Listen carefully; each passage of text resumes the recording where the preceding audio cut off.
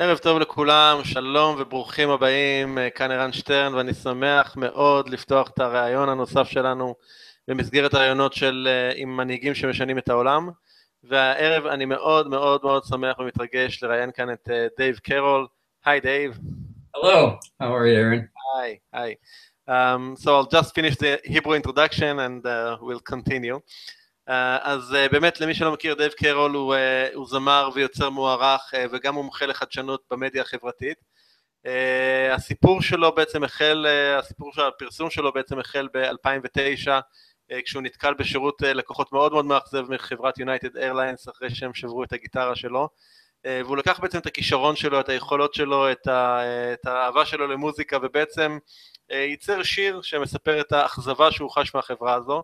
השיר הזה הפך להיות בעצם תופעה כלל עולמית, והפך להיות אחד מעשרת הסרטונים הוויראליים ביותר ב-2009, ואחד ממה שגוגל הגדירו אחר כך כבאמת את הסרטונים החשובים ביותר בהיסטוריה שלהם, של גוגל עצמם. ובעצם אני חושב שהמסר של דייב מייצג את הכוח שיש לאדם הבודד ואיך בעולם שלנו, ואנחנו נתחיל. So, hi Dave. I'm sure you got some of the words I just said. None, nothing. Nothing. So, as I just told you before, I'm following your story for a couple of years now. I really was inspired, but what's happened with the United Breaks Guitars video and what you did. I'm talking a lot about people having their passions and and their purpose on this world, and your case just demonstrates how you took your passion and used it and created something which I thought was just phenomenal.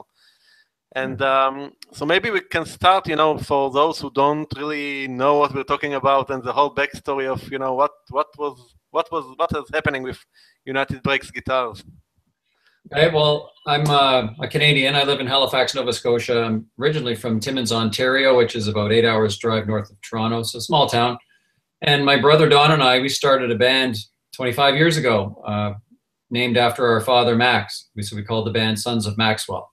And we were an indie artist, I guess you'd call us. And so that meant we didn't have the backing of a major label. We were just doing what we loved to do. We were professional musicians.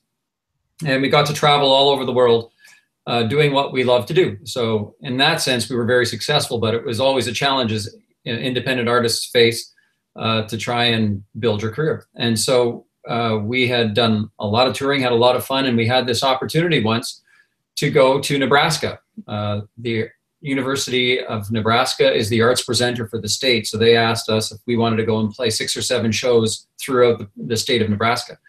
And we said certainly, and on March 31st, 2008, we got on board a United Airlines flight, and we flew to Omaha, Nebraska by way of Chicago.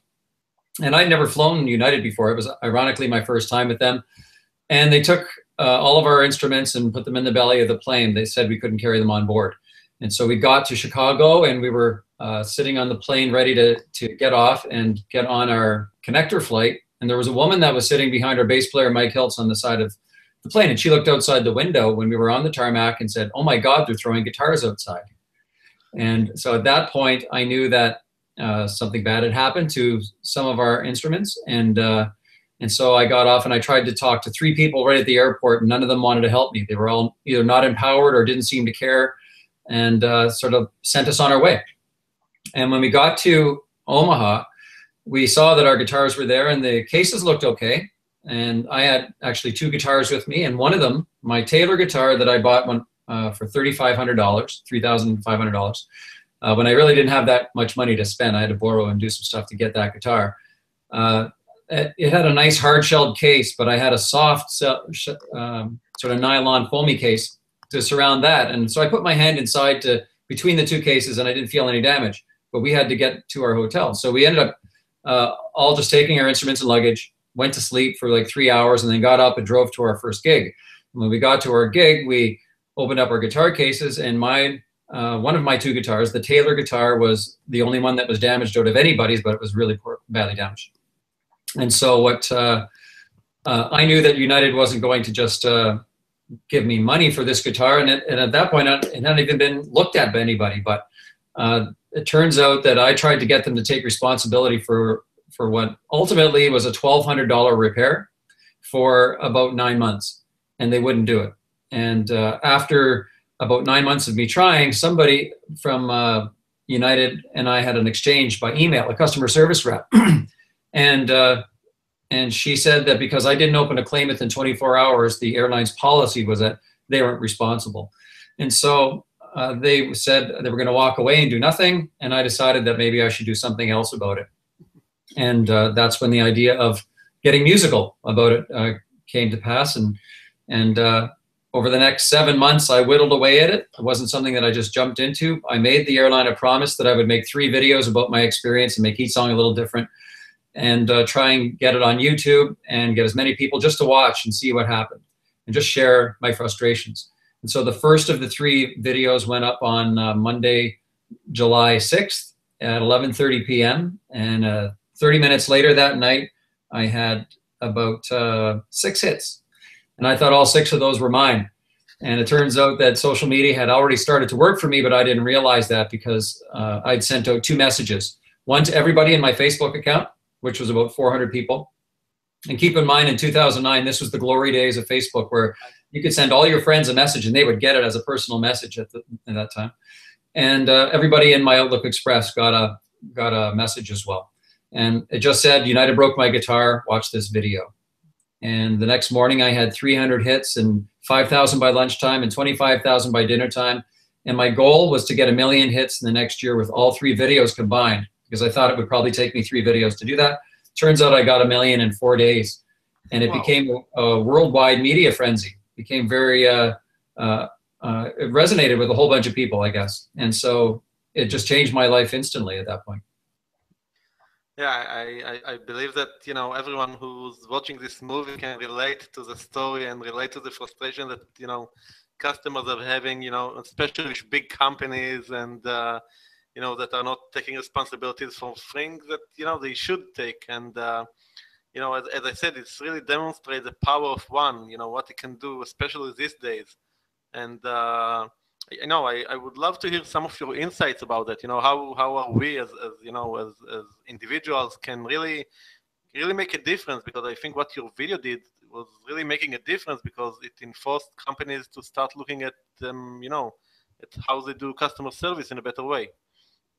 One of the first things I noticed in the early days, like in the first 2 weeks of this happening, I received probably 10,000 email from people all over the world, and they were saying things like, congratulations. There was a lot of sort of support behind it and saying, congratulations, you're doing something good for customers. Don't take the money that they're going to be offering you because you're doing something good for us.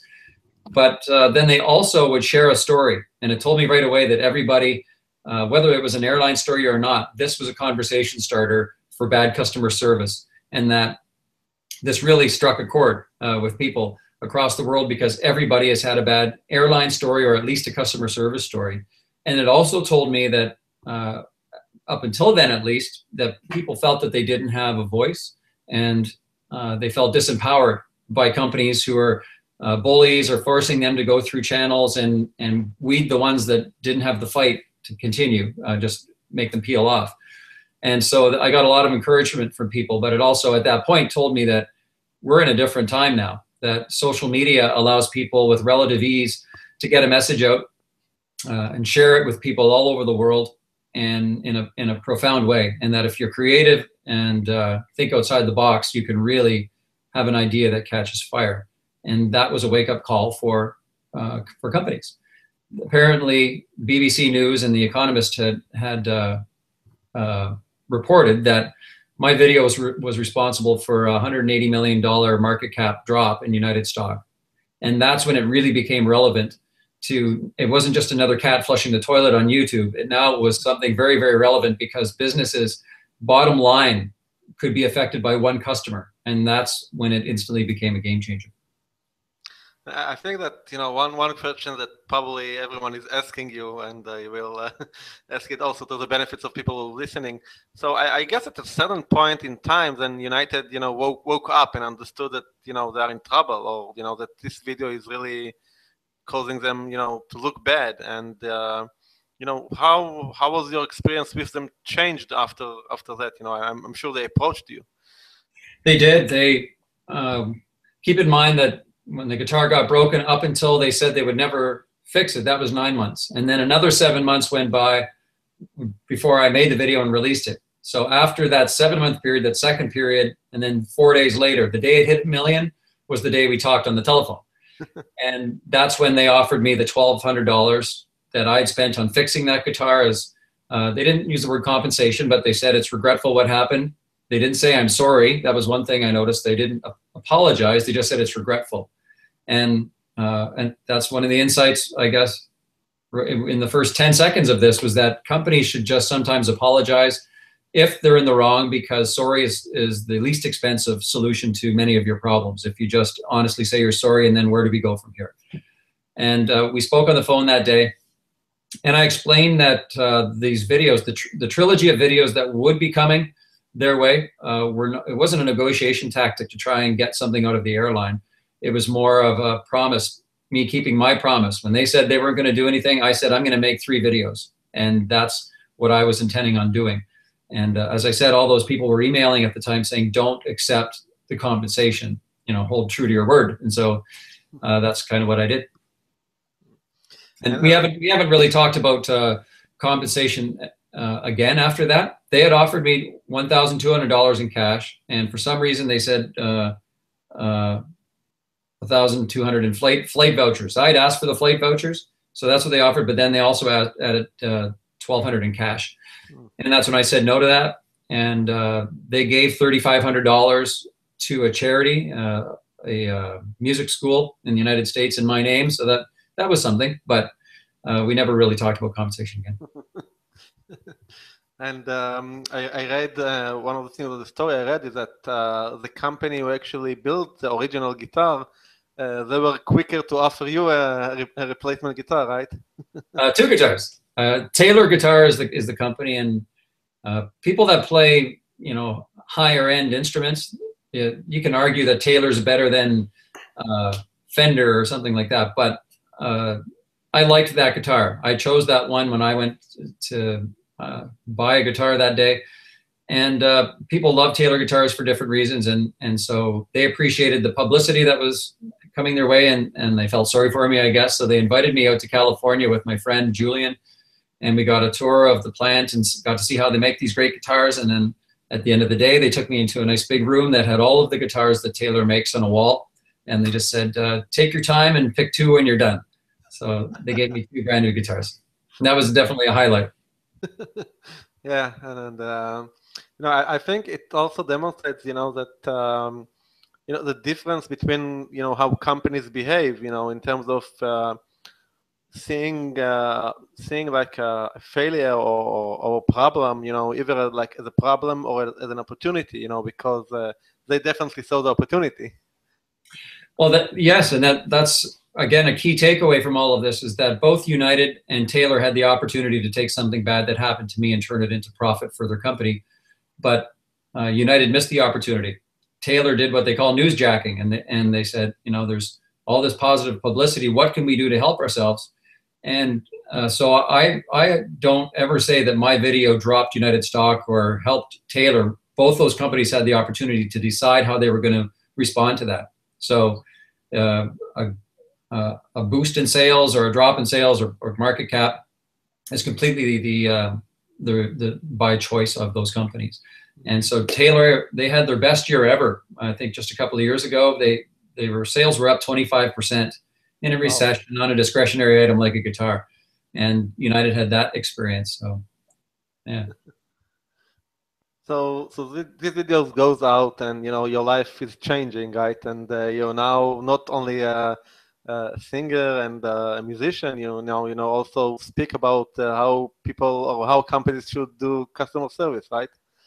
Yeah, well, the customer service angle is kind of an obvious one. I, as the voice of the customer, I think I can speak credibly on that. But what I've learned in the last few years is I'm a business person too, and I have a business mind, and I have customers who aren't always happy with maybe a CD is broken or something like that. I'm solving problems all the time too, but I think companies need to understand the big picture and not either ignore customers and think we'll own the message, or silo customer service as some sort of division that's like the dirty niece or cousin that you don't ever talk about anymore. You know, I think companies need to think more holistically and understand the connection, because everything is connected. I've realized that as a musician for all these years.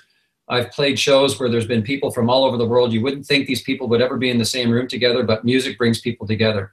And it reminds me that not only are people connected, but so is everything. So your business, if you have a business, you need to care about your suppliers and your managers and your employees and your customers equally, because if one element is not happy, you're unbalanced as a company. So when it comes to that part of my message in my speeches these days, the importance of storytelling is really key.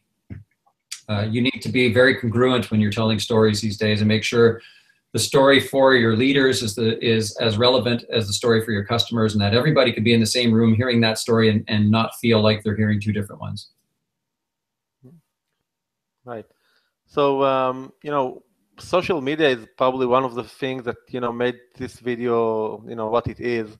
And even to, you know, today, even probably much more than it was back in 2009. So what does it mean in your perspective to live and to compete in today's social media driven world? Well, as I started with, social media is a real game changer, because now people can reach people all over the world with a message, and if you're creative, you can cut through. But the sell for companies to actually become more competitive and use social media is easier or harder depending on their perspective. And if your perspective as a business owner is that social media is going to be the death of your brand, that means you have a perspective that your customers are out to hurt you, or you're vulnerable at all times. Other companies see social media as an opportunity. And so those companies are going to do things that are more adventurous maybe and more inclusive. They're going to ask for people to come and give their input and take that input and turn it into data that they can action on. And the other company will fear them, and that fear-based perspective will hold them back from being innovative and inclusive at a time when customers have never been more interested in having their being communicated with on their cell phone if they want, or by email, whatever channel they choose. That's the way companies need to respond today.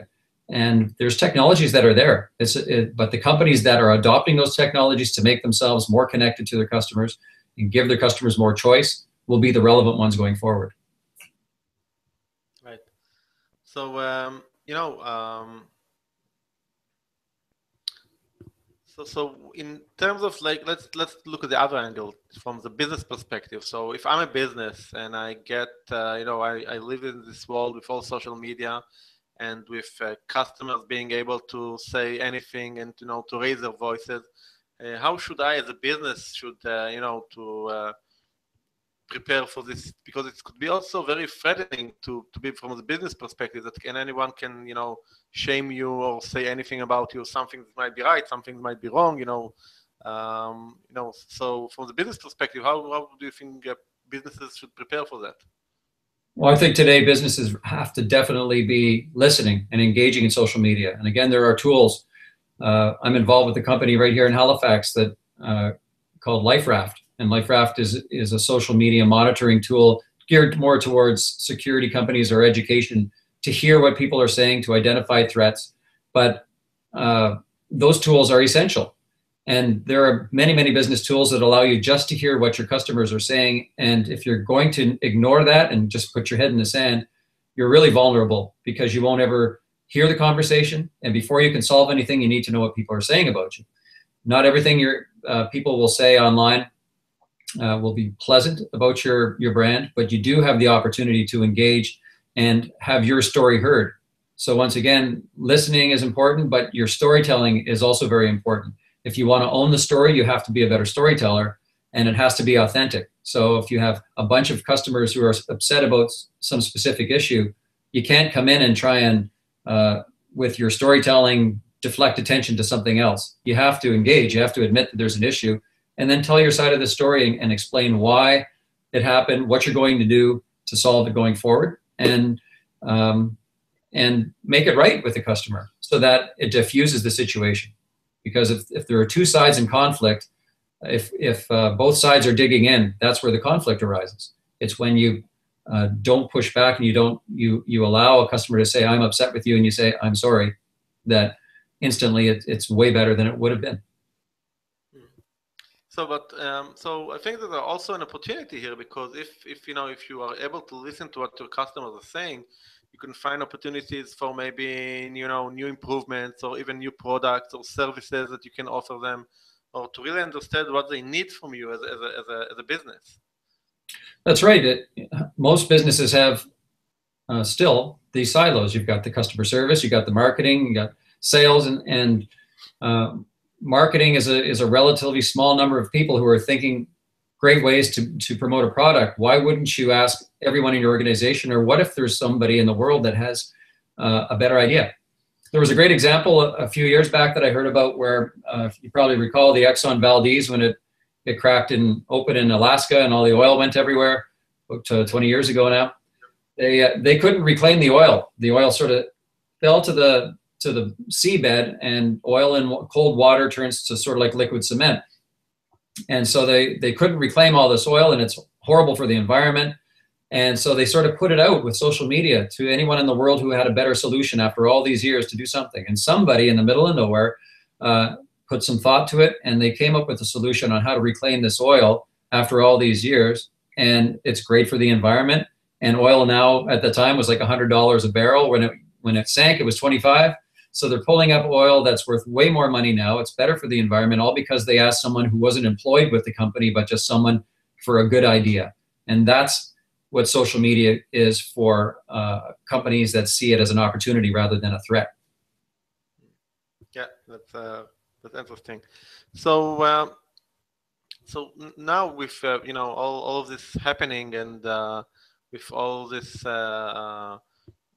more awareness of how social media is impacting us, are there also more things that companies can do, like proactively, not just in terms of crisis, but also in terms of using customers more as partners to their business? I recall I read an interesting survey. Not sure if you heard about it. It's called Marketing 2020. I think it was published like 2 years ago. It's like trying to predict how marketing world will look like in 2020. And one of the main trends that they identified is they talked about that today more and more companies are using customers not as us versus them, but more we are together in like developing new products and new services and so on. Do you see this as also an opportunity? Well, that's a good point. When you said us as in them, that's very much what I focus on these days, and just decreasing the us's and them's, just make it just the us's. And that's where the opportunity lies. And there are companies that, one that comes to mind is a company called Flamingo, started by a female woman entrepreneur from Australia named Katrina Wallace. She's now based in the US with her company, and Flamingo is a software tool that allows companies to offer a scalable way to let customers customize their experience with the company. And because it's one thing to invite people to choose whatever they want, but you have to be able to scale that. And so these tools are allowing these companies that take advantage of Flamingo software to up their service levels, reduce the churn, fewer people will leave, and they're making, according to their analysis, about 20% more than they would have if they didn't. So not only are they making more money, but they're making it at success at the expense of the companies who are going to not take part in these software advances. And those companies will become relevant. So they'll pick up a lot more business when other companies fail who don't. It's so important. Yes.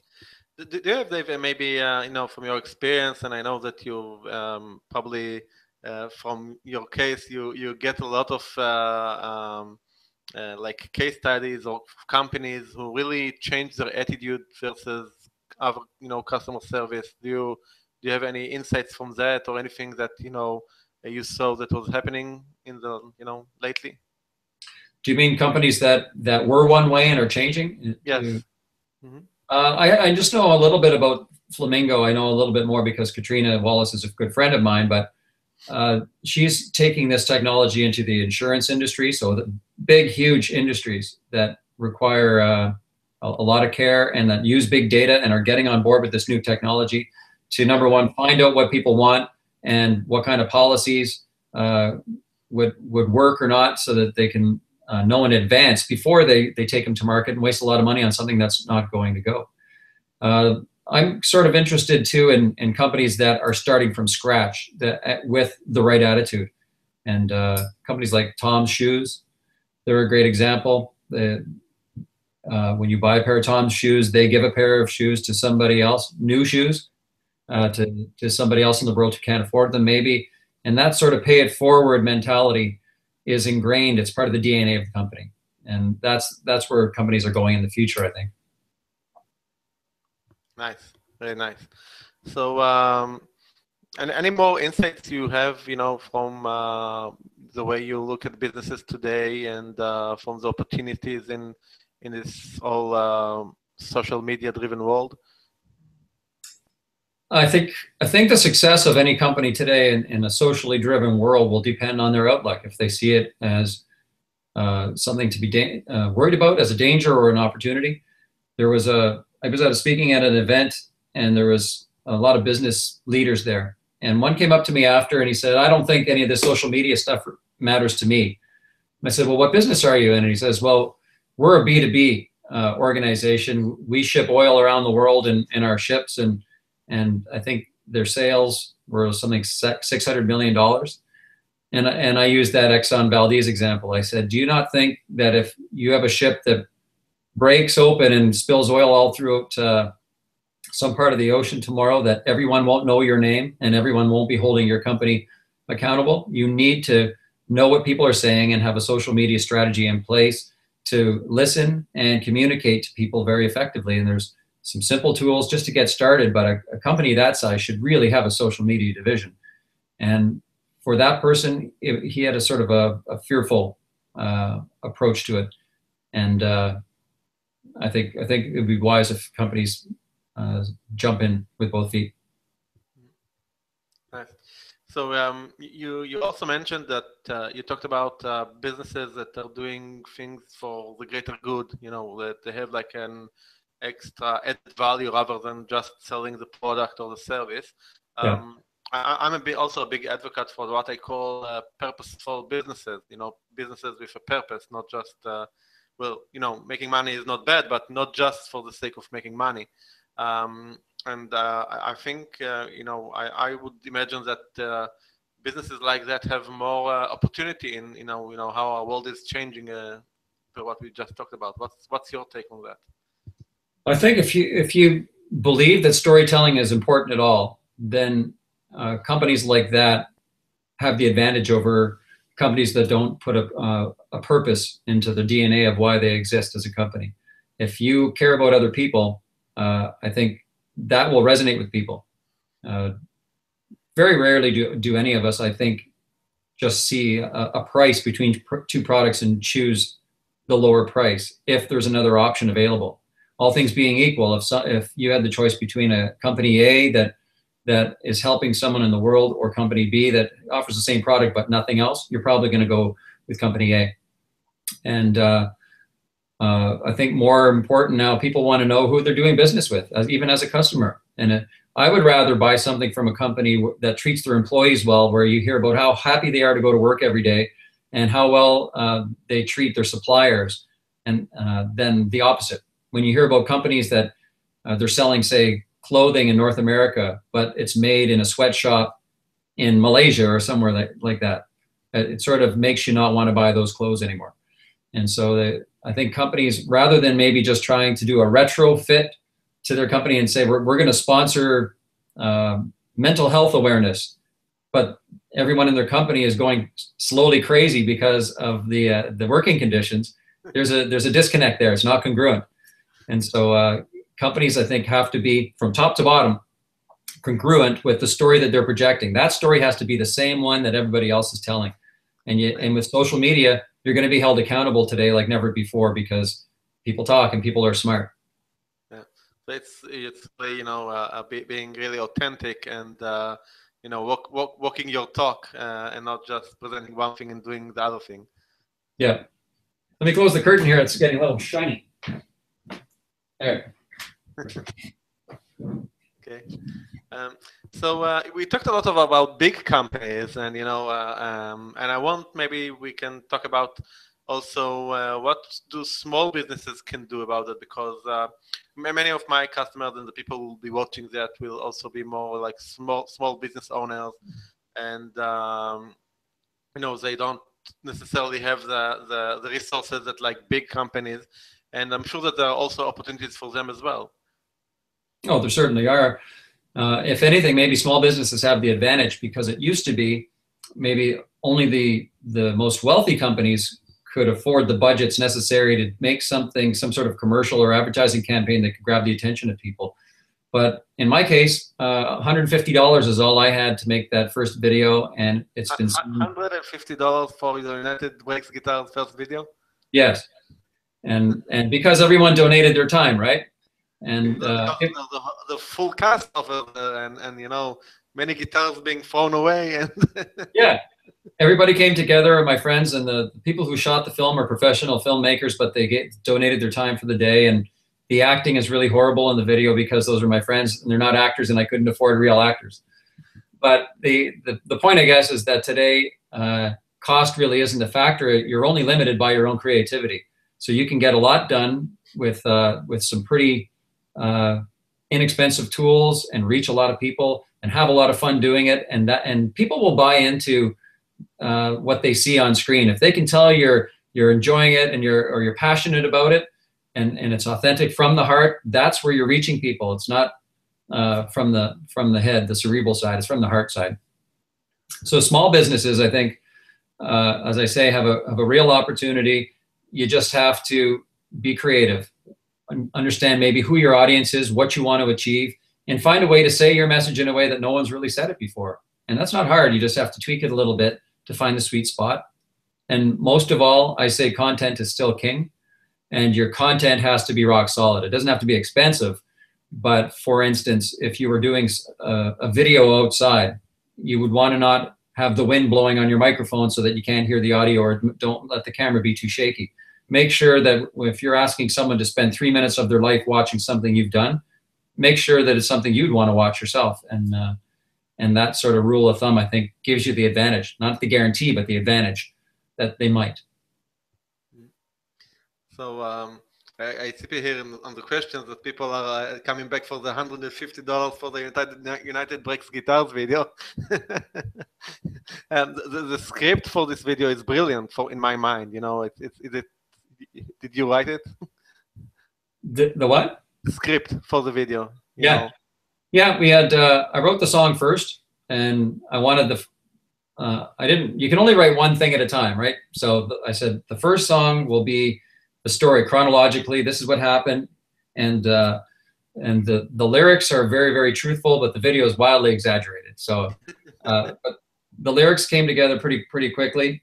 And once my musician friends donated their time, we made a good sounding record. And then I contacted my friends in the film business, and they said, we'll donate a day for you. And so we had all those pieces together, and I made a list on a piece of paper, like 30 ideas, and we just 1 or 2 takes at the most, no rehearsals, just bang, bang, bang, went down the list, and we shot it in like 6 hours, and had a great time. You could really tell that you were enjoying it while watching the video. Yeah, you can see a few points where we're sort of about to start laughing our heads off, and it cuts to a scene, because we did start laughing our heads off, and we tried to be somewhat professional. So what happened when the second and the third video went out? Obviously from publicity point, you didn't really need it, I guess, the second and third video, right? Yeah. They say the first cut's always the deepest, and so the first one's been the workhorse. If you've heard about United Breaks Guitars, it's probably because of that one, not the other two. And I must say that I actually, for a couple of years, I didn't know that there was a second and third video. I just wrote on my blog like a year and a half ago about your story, and then I found out that there were two more. Yeah. Well, we wanted to do like a trilogy and have the three perspectives represented. And so the first song is about what happened to my guitar. The second song is sort of an examination of my relationship with the customer service representative whose policies prevented her and I from being best friends. And so in the video, you see she and I having a three-legged race at a picnic and things like that. And then the final video sort of wraps it up and basically says that I'm done writing my three songs, but if the airline doesn't change, there's going to be a lot of other people who will be upset as well. So the second and third video, the numbers, I think I think the second video is around 2 million hits, and the third one is maybe getting close to 1 million. I'm not sure. So the numbers went quite a bit down. But as an artist, though, I like the trilogy. To me, it's like Star Wars Part 1, 2, and 3, right? You got to watch all three to get the sense of what's going on there. And lately, actually, what triggered this interview between us was a latest video that you just shot and sent out was for the kids, which is also like you can say about the bad customer's experience, right? Well, it is. It's these type of things that everybody's busy today, and who has time to jump through the hoops that people make you jump through? So in this case, I've got two children, 6 and 3, and one of them's the older one's in the first grade here in Canada, and the school was inviting parents to volunteer to go on these excursions, and I wanted to do that, and they said all parents have to have their criminal records checked, which I could understand and support. And so you had to pay some money, and then my name for some reason was flagged with I think it was just my birth date, even not even my name. Somebody who had done something wrong had the same birth date as me, so I had to go now to the police station and have my fingerprints taken. And I tried to do that, and they had this really expensive computerized machine, and I put my fingerprints down or my hands down, and they couldn't find my fingerprints. The machine couldn't find them, and so I thought there would be like a more expensive machine, but the guy turned and he pulled back these rubber gloves and he says, you have to go home and sleep with these for 2 nights with your hands covered in lotion. And I thought, I'm not doing it. And so I thought there's got to be a better way than this, that with all this technology today that they could certainly do that. And so I decided to make a video. Again, I like trilogies. So I made what I call a 3-part micro series docudrama, 2-minute segments that take a ridiculous situation and make it more ridiculous with my response to it. And what happened? What happened with this video so far? Well, this is a kind of a good lesson too. Is that United Breaks Guitars went crazy, right? It was the #1 music video in the world for the whole month of July in 2009, and millions of people watched it. But this last video I did, it's got a couple thousand hits, I think. But instantly the police station called. And the school called, and I reached the people I needed to reach with the message, and I had a lot of fun doing it. My wife did some acting in this trilogy, and we had a real laugh doing it. And it's one of these things that you get really frustrated, or you can do something about it and turn it around in a way that makes it funny. And so I still have to get my fingerprints done, but I'm pretty confident I won't have to wear the gloves to do it. And so success. So I guess after the United incident, they didn't want you to reach 1 million hits before they reach you. I don't know if that one was ever going to get 2 million or whatever, but I had fun making it anyway. So we didn't talk about your music. You want to talk about that a bit? Yeah. Again, United Breaks Guitars was really great for my career, but it's funny that people that only know that or are introduced by that think that's the type of music I've done for my whole life, and that's kind of the quirkiest song I've ever released. I've been a full-time musician with my brother Don for 25 years, and I've got 2 solo CDs that have songs that have nothing to do with customer service. And I consider myself a songwriter. I love writing songs and performing them. That's kind of way I've always seen myself. And I love taking the essence of a message and putting it into music. And so in addition to all the CDs and touring we've done, one of the things I like to do most, which I'm actually doing here today in my studio, is recording songs that I've written for companies to bring out the essence of who they are. Because sometimes when you combine music and lyrics, you can say more in 3.5 minutes than a CEO or anybody in a business could say in 2 days, and people would fall asleep in the process. So if you as a songwriter, I like to get to the heart of what makes a company that I respect tick and share it with people in a creative way. That's cool. I really admire this, and what I was seeing in this whole in your story and everything, that really the ability to take your passion and using it for what you do and to deliver your message. And I think your case demonstrates that when you do it, the results are phenomenal. Yeah, well, and that's what I tell people as well. A lot of people have said, "Can you write a song for me and to help me?" But I pretty much exclusively say that I can't do it. I can't write a song for you because it wouldn't sound authentic, me singing using your voice. But I said, there are things that you can do, and choose the things that never feel like work for you. For me, I write songs because I like to do it. So the whole process to me was fun, and you can see how it was fun on the day of the video, but it was successful for me every step along the way. If nobody ever watched it, I would not have regretted writing any one of those songs or hanging out with my friends and making the videos, because it was fun. So I've had people suggest, I write a song for them, and I say, well, what do you do for a living, or what do you do for fun? And one guy had lost his bicycle on a tour for Europe, and an airline damaged his bicycle. And I said, what do you do? And he said, I'm a roboticist.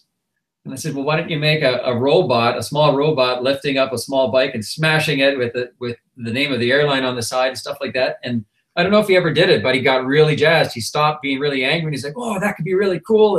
And his passion was coming out. And that's my advice to people. Do what never feels like work and express yourself creatively. Okay. And you also have a book, right, Dave? I do. I'd never really written anything outside of music before, and thanks to this video, Hay House Publishing published my book on United Brakes guitars, and I gave the whole unvarnished truth of what happened in there and some of my insights and backstory, and it was a really good experience. So the book is about the experience, or it has more like lessons, or what's the content? Yeah, I guess sort of the backstory of who I was, musicians, how it is that I came to pick that guitar, and how it got broken, what it was like to be in a media frenzy when you're not prepared and trained to handle media like that, and then some of the higher lessons. It went very much as me just sort of experiencing it with everybody else, to sort of having a deeper awareness and seeing that Harvard University does a case study on this every year, and all these books have been written that talk about United Brakes guitars, because it's more than just like a phenomenon that lasted a week. It sort of was a groundbreaking thing at a very important time in history when social media was really coming on to something significant. I just happened to be doing my thing at that time. And so I've learned a lot, and try and share some of what I learned in the book. Yeah. So that's really cool. I guess you didn't flew United since, right? Actually, I've flown United a lot. Really? They're a Star Alliance company, and so is Air Canada. So if I want to continue to build the rewards, I fly with United. And I guess my thinking is that if something ever bad happened to my guitar, again, I've got a phone number. I think I could get better service than I could with American Airlines or something. So, so they're probably much more cautious today with you than before, do they? I know that they're listening, but to social media, but I don't get any treatment different than anybody else in real terms. But the day, you probably remember that there was United and Continental, and they merged. And when Continental and United merged, I was flying with Continental. I had a Continental ticket that day. So essentially it was my first time flying with United in quite a while. So I went on to Facebook and I said, I'm flying with United tomorrow morning in just 4 hours, and I'm sure everything will be okay. And I went to the airport at 5 in the morning, 6 in the morning, and I checked in without issue. And when I got through to security, somebody came up and said, "You're Dave Carroll, right?" And I said, "Yeah, why?" They said, "Well, because I was behind you when you were checking in. And as soon as you were through, a manager came up and the woman at the wicket said, 'Don't worry, I was nice to him.'" So they knew I was coming that day. But they've been very good. I've had very good experiences on many of the flights I've had with United. So maybe they're getting a little better. Who knows? Wow. So Dave, this was really great. By the way, we get some comments that people love your guitars on the wall there. Yeah, keep them safe there. What? So the famous United broken guitar is fixed now. Is she okay? Yeah, well, that's where I got the $1,200. It cost $1,200 to fix it, and so that's what I had asked United in flight vouchers, and that's what they said I would never get. But it's not on that wall, but it's in those. I guess from the story, it's probably worth more than the she was before, isn't she? I would think. I would guess. I don't know, but I'm not interested in getting rid of it anytime soon. But I would imagine. Yeah. Yeah. So Dave, again, this was a great time with you. I really enjoyed it. Any final thoughts? Anything else you want to share with us? Well, what I'm working on is the expansion. People say, well, what happens after it's been 6 years? Where does United Brace Guitars go from here? And one of the biggest takeaways I had with the video is this idea that you and I and everybody in the world is very much connected with one another. And what does that mean? And for businesses and companies, I think this idea of understanding and accepting that you are connected with your suppliers and your customers and everybody else makes it incumbent upon you to find a solution. So there's those companies like Flamingo that are pulling in technologies that allow companies to connect. But ultimately, I think companies need to have more compassion in their organization. So I call that compassionate design.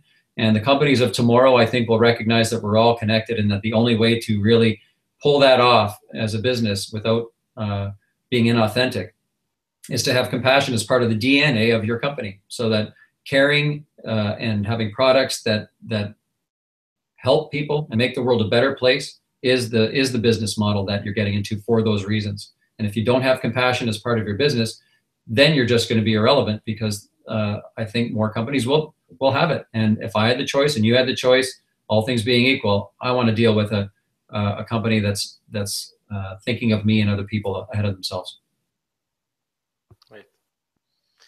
Great. So Dave, thanks again. It was a real pleasure. Thank you for your time and for this opportunity. Hey, thanks, Eran. Take care. Thank you. I'll see you maybe when I come to Israel next time. We'll be glad to. Bye-bye. Bye.